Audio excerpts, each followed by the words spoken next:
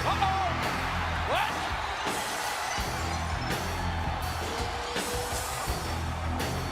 Wait a minute! What the hell? Hey, it can't be! Bruin once again. And can this be the start of something?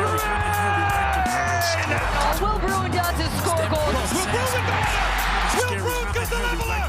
Clinical finish for Bruin! Welcome back to another edition of the Bear With Us podcast with Will Bruin. It's been a while. It's been a long time. Yeah. So this is exciting. Yeah. So I'm Jeremiah Shan, joined by Will and Lickett, and we're sitting here in Fast Fashion's brewery that is going to be opening up relatively soon. Still isn't open yet, but hey, I was wondering when it was going to open. So yeah, nothing here really to open really to. tell by. Yeah. But yeah, this will be a fun spot eventually. But for now, it's like a very fancy recording studio. Yeah, it's nice. It looks good. Yeah. A little Spartan. I feel underdressed. Right, exactly. Yeah, I know there was a red carpet. We needed a red carpet to come in here. But Will, it's been a ride this year. Yeah, that's one way to put it. You guys had, was that the high? Like, let's relive this. I don't think we've talked to you since you won Champions League. No, I don't think so. Was that the peak of your was that as good as it gets as a player? I mean, to be part of a team that's the only MLS team to ever win that trophy, that's a first. So that's something that nobody can take away. It's a really cool achievement. I think it's really, really powerful of what this group is capable of, and it was a great achievement. And I mean, what was it like being on the field for that? It was amazing from the stands. It was like I was writing something today and I was sort of recounting some of the memories that you build from this thing. You have 70,000 people. You have the reaction to Raul's first goal. Yeah. You have the light when everyone turns on their phone lights. And it really was like sort of a magical night. Yeah, it was awesome. It was something that I'll never forget. It's kind of surreal because you don't really, in the moment, it's like you don't win, you don't play for trophies really in the middle of a season. Right. So to be able to win that, enjoy that, and like just have the packed house, the fans were amazing. The game was great. So like no disappointment there. It was awesome. Did your kids stay up the whole time? I don't think so. Definitely not Cohen, the younger one, maybe Liam, but were they there? No. They weren't. Okay. No. Was Caitlin there? Caitlin was there, yeah. So you guys got like a babysitter? Yeah, we had a babysitter. All right. Because, I mean, that's beginning of the year. I mean, the older I get, the more I take it week by week. So that was a lot of weeks ago. Yes, it was. So, yeah, I'm sure they have no idea when I bring it up to them when they're older, or they see the little like glass what was this replica we got. Yeah, that's right. You guys got a nice trophy. You guys got it was those glass blown ones. Mm-hmm. Nice. Yeah. So we'll put that up somewhere, and Liam, when he's older, will probably be like, "Dad, what's this?" And I'll be like, "You won't remember. Here, sit here, son. Let me tell you about my wild stories." You turn on the game and show them. Yeah. Well, let's not forget we still had to go down and play in Dallas like 3 or 4 days later. So. Right. And did you start that game? I did. That's right. Highlight. That was the highlight of the season. That was the highlight of the week, honestly, probably starting in Dallas on the road. In front of 10,000 people? Yeah, if you're on a good day. So the yin to that yang, I guess. I don't know if that's the right use of yin and yang, but like the opposite side of that coin was you guys failing to make the playoffs. What was the feeling, I guess, in the locker room when it sunk in like, holy shit, we're not going to the playoffs for the first time. Yeah, it was tough. Even after that Vancouver game, we were still like, there's a little bit of hope. We just got to win our next 2 games and then have some help. But you still had that dark cloud hanging over, like, is there really hope? So, you always question it. But a lot of us were talking, let's take care of what we can take care of, which is 6 points out of the last 2 games. And, we didn't do that, which was kind of story of the season, kind of hurting ourselves a lot throughout the year, but it was tough. It's definitely tough. Was there a sense if we were to pull back, and I know there's been a lot of talk about hangovers and the impact, like the physical impact of Champions League. From your perspective, how related was that high and that low? Pretty big. But in between the high and the low, there was a lot of time. A lot, yeah. I mean, 20 odd games you guys had to play. For me, there's no reason why we shouldn't have made the playoffs. Because when was the finals? In April?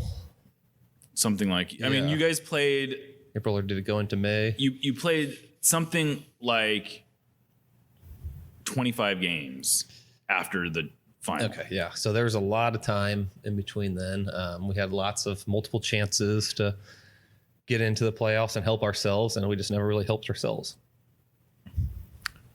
And did you think, like, was there a sense of, I don't know, was there a sense that you guys had already achieved what you were going to achieve, or was it more like, we'll figure it out?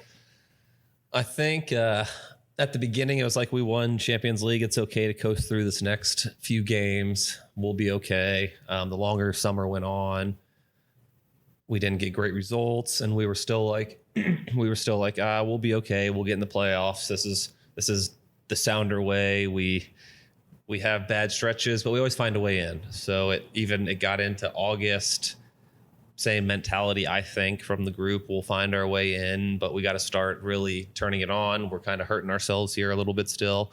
We could have had 3 points here, 3 points there, where we give ourselves a little more of a cushion. Get into September, same thing.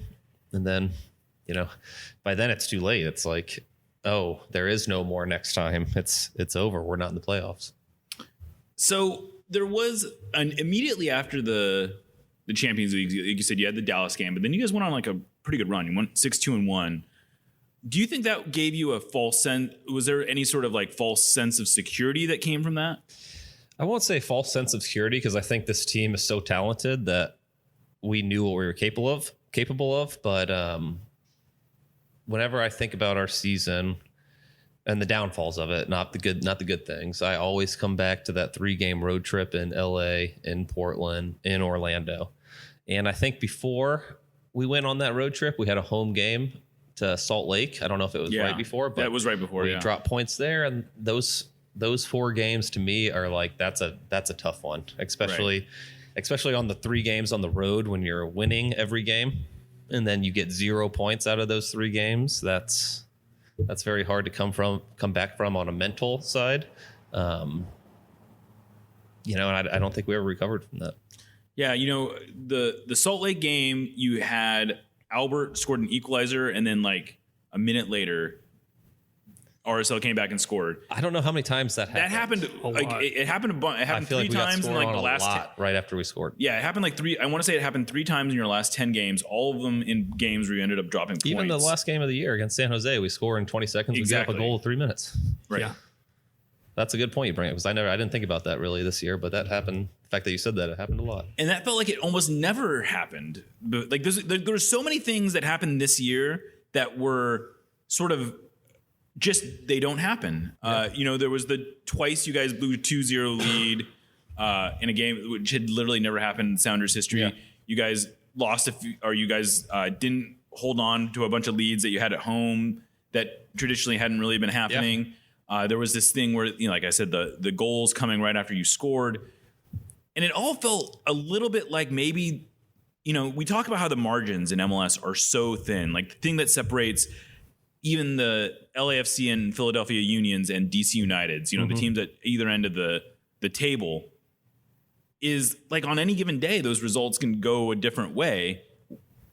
And so when you have these sort of small margins, little differences can make a big difference in terms of results. For sure. I think, just like you said, switching off. I think the most dangerous time, the most important time of a game when a team is dangerous against you is right after you score. So that 5 minutes after you score, you really have to be switched on, and you got to have your awareness heightened. You got to get possession and go for a second goal, because that's when matches can change. Teams give up goals and then they switch on. It probably happened for us too. So it's tough. Maybe it was a little bit of a fragile mentality that kind of, showed a little bit this year with giving up some soft goals. I feel like in years past, we have been really hard to play against from like the whole structure of how our team was lined up. And I feel like this year we were a little loose in that, maybe a little too much separation from back to front across the board. I think we got transitioned on a lot this year when historically we transition against teams. So it's definitely an anomaly of a year. Yeah. That was you hit on another thing, like the number of goals that at the end of the game, everyone's sitting there going like, these are not the type of goals we should be giving up. Did you feel like there was a talent issue, or was this really just a mentality issue that you think kind of started to take hold? Definitely not a talent issue. Definitely not having JP's presence in the middle is tough because, a number 6 is probably one of the most important positions on the field, I think. So like when he was there during the beginning of the year in All Champions League, I think it steadied everybody. And I think when he wasn't there, it was maybe a little unease. People tried to do too much to try to fill the void and stuff. But, it was just, we'd never really recovered from that. So at the end of the last press conference that Brian gave after the San Jose game, he sort of, as an aside, mentioned the idea that, he's always been a player's coach, but maybe this year players took advantage of that. I didn't get the sense that it was aimed at like a specific incident necessarily, but was there a sense that maybe some standards had loosened a little bit in one way or another? Yes and no. I mean, I feel like, we need to, as a team, we kind of need to police ourselves and organize ourselves, and just like little things of like, for me, my career, I've always shown up an hour before training. So say 9 o'clock for a 10 o'clock start. I think as the year went on, we had guys rolling in at 9:30, 9:45, just like things like that kind of like that can't happen. And then it needs to be nipped in the butt early. Then the longer it goes on, the longer it gets taken advantage of. But, there's no specific incident or anything that comes to mind where I'm like, oh, things aren't going right. So did you feel like how much of a problem do you think this is going forward? Like, is this something that can be fixed? Is this something that's systemic within the organization? Is it something it's something that could easily be fixed? I think it's something that should be fixed. I don't think, I just think like this team has been so good over the years, and we've kind of policed ourselves and accountability. And that's something that needs to be big in the group. Always has been. I think it just needs, a little kick in the ass, a little bit of like, hey, wake up. Let's get back to, get back to how we used to be, get back to being very good professionals day in, day out, get back to working hard every day. It doesn't matter what we've done in the past. Doesn't matter what trophies we've won. It's like, we need to do it. Getting to the top is hard, but staying at the top is even harder. And I think, we were there at the beginning of this year. We were at the top. We were at the top of the continent. And I think we kind of just, took our foot off the pedal a little bit, and it showed throughout the rest of the year. And I think that's a whole organizational thing, players, front office, everybody. I think it was like a big celebration, which it should be a big celebration to win Champions League. But it's like, look, we still have a season of MLS where, you said DC United can go to LAFC and beat LAFC. Like, that's the margins in MLS. Anybody can beat anybody on any week. So I think we kind of just like mentally turned off a little bit. But we had multiple chances to right the ship, and we just didn't do it this year. So when you look back on this year, though, is your overall feeling what is your overall feeling? Me, disappointment, just because, I think not making the playoffs is a big blow. It's a big blow. We've had a lot of successful years, I think 13 years running of making the playoffs. So yes, there was greatness at the beginning of the year. Awesome achievements, unbelievable achievements. but we still had 3/4 of a season to play, and we had the talent and the quality across the whole roster to be in the playoffs, and we didn't. So that's something that everybody in the organization needs to look at themselves from top down and be like, why didn't this happen? Because, you know, you let a little complacency creep in, it takes over a lot of things. So I think that's something that needs to, be addressed, and it will. It's a winning organization. It's a winning club. I'm not worried about that, but I think not making the playoffs kind of is shining a light on it a little bit. So you've gone through, it's been about a week, I guess, or not quite a week, but you've had a few days now since the end of the season. Yeah. What's the mood been like so far? It sucks not being able to have trainings when the season's over, knowing that we got a playoff game coming. The weather's getting cooler, weather's getting crisper. That's when you love to be training and love to be out there playing, and we're not. So that's something that's tough. And I'm sure a lot of guys, everybody should feel the same way. I hope they do. But it's been a long year. There's a World Cup at the end of this year too, so there's a lot of things going on this year. So it's a tough situation. So that has been another thing that's been sort of hanging over the season, is this strangeness of the international calendar, where you had guys getting pulled out at times when they wouldn't necessarily have been pulled out, and then beyond that, just sort of an understanding that you had a handful of guys that were playing for World Cup roster spots. Did that have any impact one way or the other? I don't think so. I think if guys are playing for World Cup spots, you would think that they would be trying to give everything to make that World Cup spot. So that should roll over into the club. I don't think people didn't play as well because of the World Cup. I just, as a competitor, I'm not in that situation, but I'm around guys that are. These are high level professionals. They want to win every game. They want to play their best. So I don't think that was an issue, but I think missing guys during international breaks are tough because we're a team. We have a lot of internationals. We have a lot of guys that play for a lot of international teams, whether that's in friendlies or World Cup qualifiers or whatever it is. We got a high level of guys like that. So what's next for Will Bruin? Like what do you have? We're taking the family to Disneyland in November. So that's about a month away. We made sure that we scheduled it after MLS Cup, which the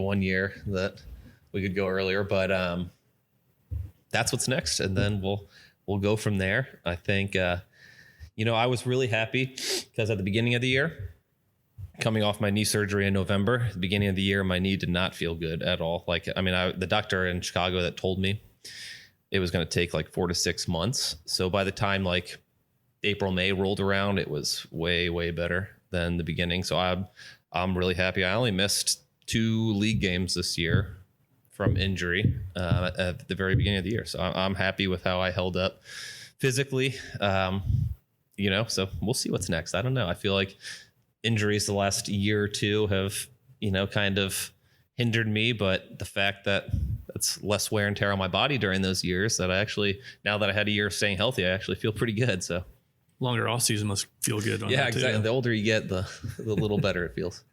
So you guys have I don't remember who it was, but they sort of were outlining the season this year, and the training camp's supposed to open January 4th. Yeah, January 4th. And then I think MLS Cup is December 11th. On paper, it will be the longest MLS season ever. And we've had some long seasons. Right. So the fact that, and then you add Campeones Cup and stuff into it. Isn't that what it's called? Leagues Cup. Campeones Cup all these cups. I can't keep up with all these cups. There's a lot of cups these days. There's a lot more games added to the schedule. So they made the schedule longer, added more games. So rosters are going to have to be deep. So we'll see what happens. What do you make of this Leagues Cup? It's the league is gonna take a break in the middle of the season, and you're gonna play a bunch of games against Mexican opponents and against. I have no idea. We'll see where it goes. We'll see how it happens. I'm sure.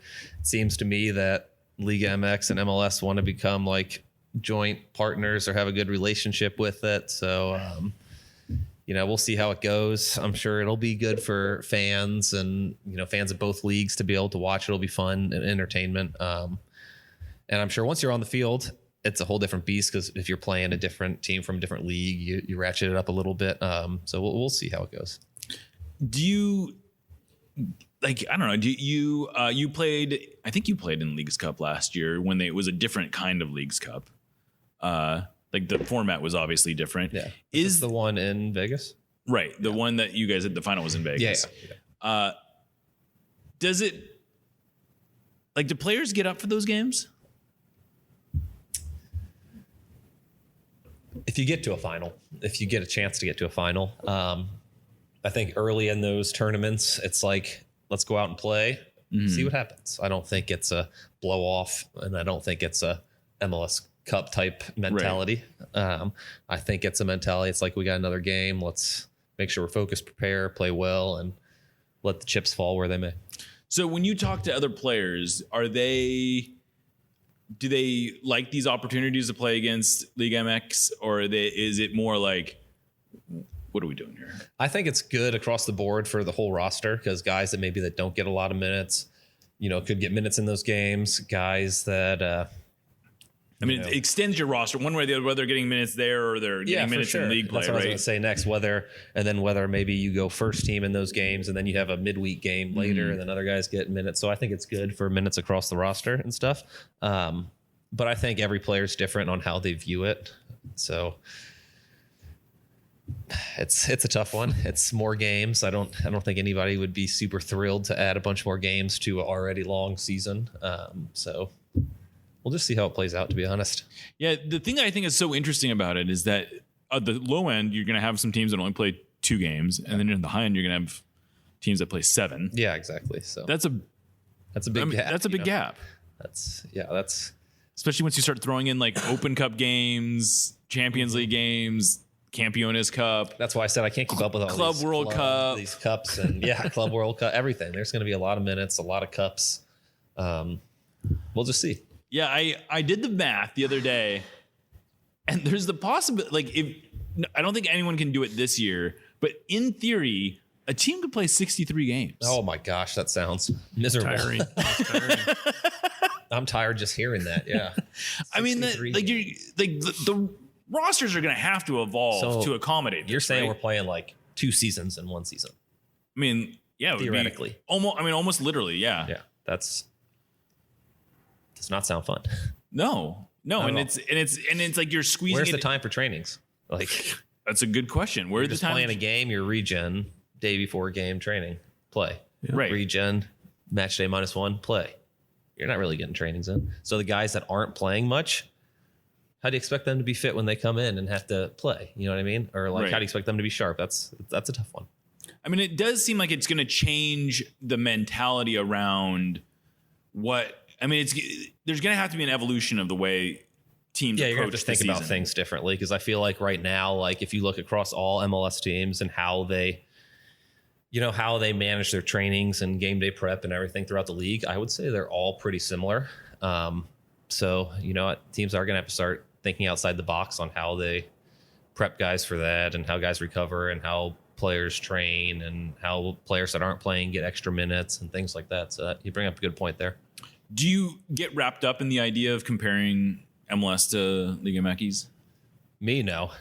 I know a lot of people do, but this is just finished my 12th year in the league, and where this league has come from my first year to now, the competition is way more on an even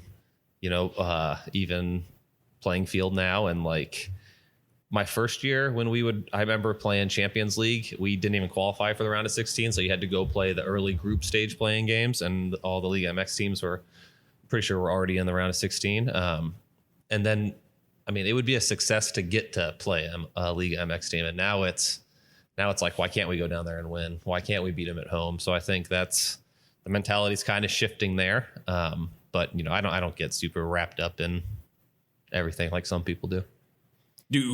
Are there players that? No, I don't think so. Okay, it's mostly us. Probably, yeah. Just you, Jeremiah. Me Just specifically. solely you, yeah. Yeah. You got the That's big fair tattoo on your chest. Yeah. Right, exactly. Oh, that's what that is. I was wondering. Exactly. It's a tally mark of MLS wins over Yeah, Liga exactly. MX teams. That's how you got to roll. Well, I think that's probably a good. We'll take a break. We're gonna come back and talk about maybe some less heavy stuff. Cool. And you're listening to Bear With Us.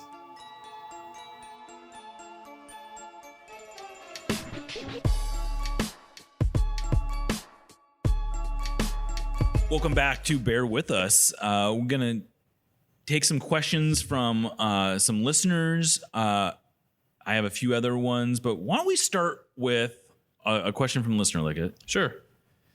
Let's start with a question from Muffin Top Model. What would October 22 Will Bruin tell January 22 Brian Schmetzer? Oh. Probably be meaner. That's a tough one because, you win Champions League and you don't qualify for the playoffs.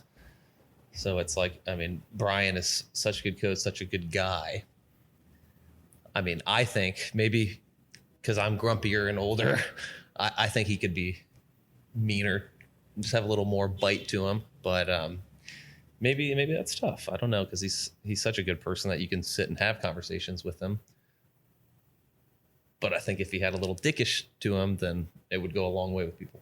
Is there someone in the Sounders coaching staff who kind of can play that role? It seems like if you guys lost something last year, it was maybe Gonzo's ability to be for sure. Yeah, I think the bad guy sometimes.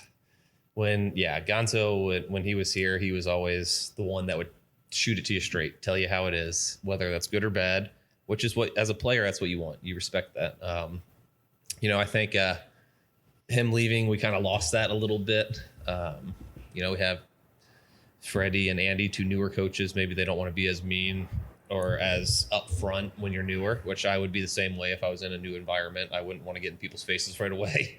But, I think that's one thing we kind of missed a little bit, is a little bit of that bite from the coaching staff, like somebody that's just going to get in your face if you don't do it right. Preki has it. If you're not doing something right, then get in their face type thing. But yeah, it seems like one of those things that's also really hard to replace, because in some way, like you alluded to, it's like when you're a new guy, it's hard to just like open the door and be like, Kool-Aid man. Sure. Because when you're new, you're kind of feeling out the environment, seeing how it is. You don't want to bust in the doors and be like, hey, I'm here, because some people will be like, hey, calm down. So maybe that'll change a little bit. I think it needs to a little bit. I think we need more of that. Instead of, if somebody does something on the field, instead of being like, yeah, well, that was all right, you could maybe try this, you need to be like, no, this is what I want you to do. This is how it should be. This is what I want out of our system and out of our structure. And if you don't like that, then we'll find somebody who will be in that. So I think that's what Gonzo brought. And that's what I would tell January of 2022 Schmetzer. I'm surprised you didn't go with I'm going to go on a goal scoring streak, so you need to make sure and start me. Like, ooh, I could have gone that route too. I should have been like, play me more. Trust me, I'm from the future. Right. Trust me. Yeah. I'm from the future. Believe me. Yeah. Okay. Nikki Yasinski asks, does Will want the Sounders to pick up his option if it would mean playing the same role and number of minutes he played this year? Obviously, I would want to play more, but look, both my kids were born in Seattle. We love Seattle. It's a great place to play, great place to live.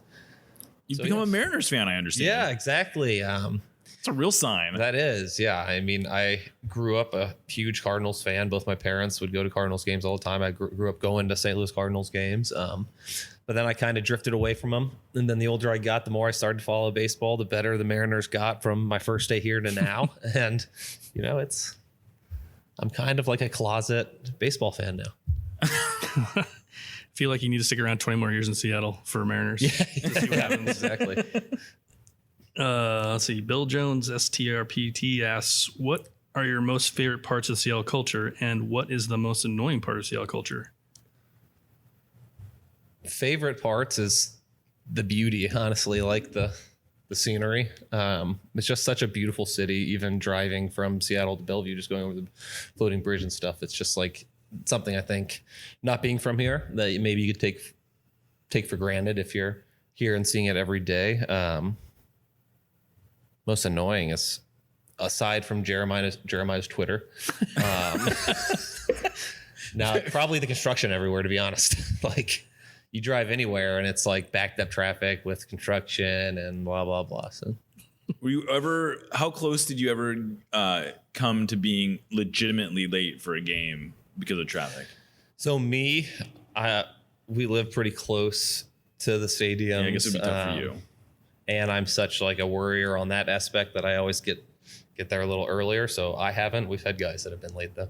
Yeah. Yeah. What's have you had anything you want to share about someone like I know Garth said when the game that he did the speech, the immortality speech, he basically like slid into it. He like Tokyo drifted into his parking spot and like ran through the. Interesting. Yeah. He has a whole story about that. I'll have to ask him about that. Yeah.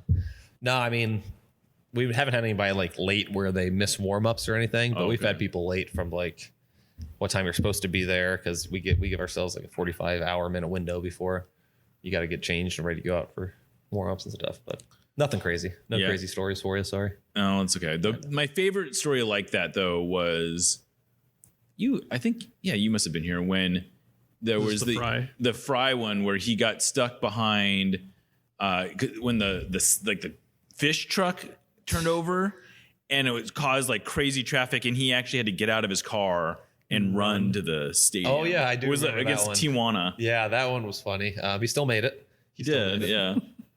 I wasn't here for one where Chad Marshall, I think he ended up getting in like a little car accident and was supposed to start the game and ended up not being able to come or play because he had like neck issues and stuff. Oh, that's right. But I wasn't here for that one, so I don't know all the details on that. But other than that, not too many. Fair enough. Well, so one of the other things I wanted to get your take on today, the list of finalists for individual awards in MLS came out. There were a few surprises on here. Okay. We won't go through the referees unless you do. Like, did you? I mean, they shouldn't get a reward. Yeah. No, award. Not we won't go through that one. But we'll start from the bottom. The humanitarian of the year, the finalists are Alejandro Bedoya, Kai Kamara, Brad Stuber. Who's getting your vote? Does it say what they all did throughout the year? Oh yeah, knew some of these things. Yeah. I think I just made it up. I think Kamara was building schools. Yeah, he said he built at schools. home. I don't remember what Bedoya and what was the other guy? I don't know. I think this way this mostly goes is all the media members vote for the guy that played for their team. Yeah. Okay. We'll just give them all the award there. Okay, fair enough. All right, this one's coach of the year. Steve Cherundolo, who coached LAFC to the Supporter Shield. Jim Curtin, who equaled him on points and had a better goal difference, but lost out on wins. And Wilfred Nancy, who was third in Supporter Shield, but probably was the biggest overachiever. Yeah, I would probably say Wilfred Nancy. I'm just watching Montreal this year and the style of play, and they had a way they wanted to play, and they were good at the way they wanted to play, and I thought they were probably the most improved team. Yeah. So this is comeback player of the year. I'm a little surprised that neither Nico nor Jordan were finalists. I guess Nico is the only one that was actually nominated. But Jeremy Abobasi, Gonzalo Higuain, and Kai Kamara. My vote would be Abobasi. I feel like he's had a quiet, really good year. He scored a lot of goals. Yeah, he did. And San 18 Jose, goals. Yeah. So that would be my vote. And I think Higuain came back from not being good. Yeah, I was to say, what did he come back from? Just like the benching? Abobasi came back from an injury, so he's a little bit more. And Kamara, I think, just came back to the league. He came back to the league, basically. Like, he was out. I think he was been out of the league. All right. MLS newcomer of the year, Thiago Almada from Atlanta, Cucho Hernandez from Columbus, and Jordi Petrovic, the New England goalkeeper.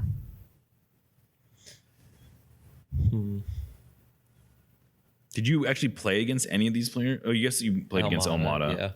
The guy from Columbus probably came in a little late, but he came and scored. He did Scored score like, a bunch. yeah, like 6 in 6 games or something So crazy I'd like like to that. see a little bigger. I'll probably go with Almada, All just right. because of call into Argentina and things like that. All right. Well, so this is an interesting one because I'll be honest with you. I didn't know who one of these players was. Okay. But goalkeeper of the year, Andre Blake, Drake Callender, You didn't know Andre Blake? right? Yeah. And Jordy Petrovic. I didn't know 2 of those players actually. Yeah. Uh-oh. Microphone. I don't know how. What does Steph have to do to be on there? That's a good question. honestly. It is a very good question. Steph had actually one of his better years statistically, I mean, yeah. especially when, like, no offense to Drake Callender. Who? Exactly. Like, What? I'm shocked that I'll go with Andre Blake just out of process of elimination there, but I mean, he had a the very fact good that Steph's season. not on there is kind of crazy to me. It is crazy, and I don't know what I am with you. I don't know what he has to do to get on there. I'll note that Miami gave up 56 goals this year, and had so like it's not like they. You get a goalkeeper of the year award. You get a goalkeeper of the year. So he's on there because he had like 1 million saves or something. I assume so.